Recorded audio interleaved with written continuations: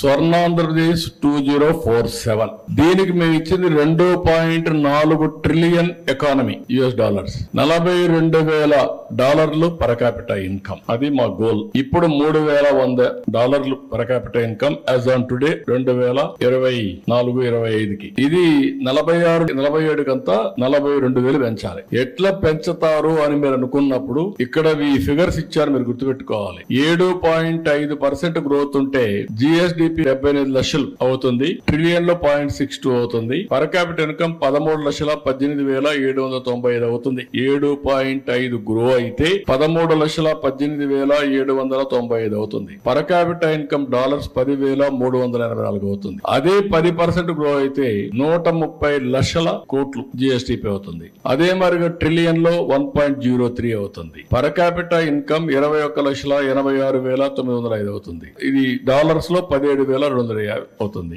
Last 5 ఏళ్లు ఇక్కడే ఉన్నాం, మనం 10% లో ఉన్నాం. అంత మునుపు 13.5 ఉన్నాం. ఇప్పుడు 12.5 గ్రో అయితే 214 లక్షల కోట్ల రూపాయలు జిఎస్టిపి వస్తుంది. 1.69 ట్రిలియన్ యుఎస్ డాలర్స్ వస్తుంది. 35,85,473 కోట్ల రూపాయలు. దీని per capital income 25,232. Last time మేము గ్రో అయింది 13.5, దీనికంటే ఎక్కువ. 13.5 కంటే నుంచి దీనికంటే ఎక్కువ ఉంటాం. దీనికి డిఫరెన్స్ ఇది. తర్వాత వచ్చిన గవర్నమెంట్ వల్ల 21,86,000 తగ్గింది. మేము ఉంటే ఇది వస్తుంది, వాళ్ళు ఉంటే ఇది వచ్చింది. ఇప్పుడు నేను ప్లాన్ చేసేది 15%. 15% అయితే 347 లక్షల కోట్ల రూపాయలు జిఎస్టిపి, అంటే 2.74 ట్రిలియన్ యుఎస్ డాలర్స్. దీన్ని కూడా ఎక్సీడ్ అవుతాం 15 గానీ కంటిన్యూగా చేయగలిగింది. పర్ క్యాపిటల్ ఇన్కమ్ 58,14,916 రూపాయలు. 46-47కి తలసరి ఆదాయం 58,14,316. ఈ రోజు తలసరి ఆదాయం 2,68,000.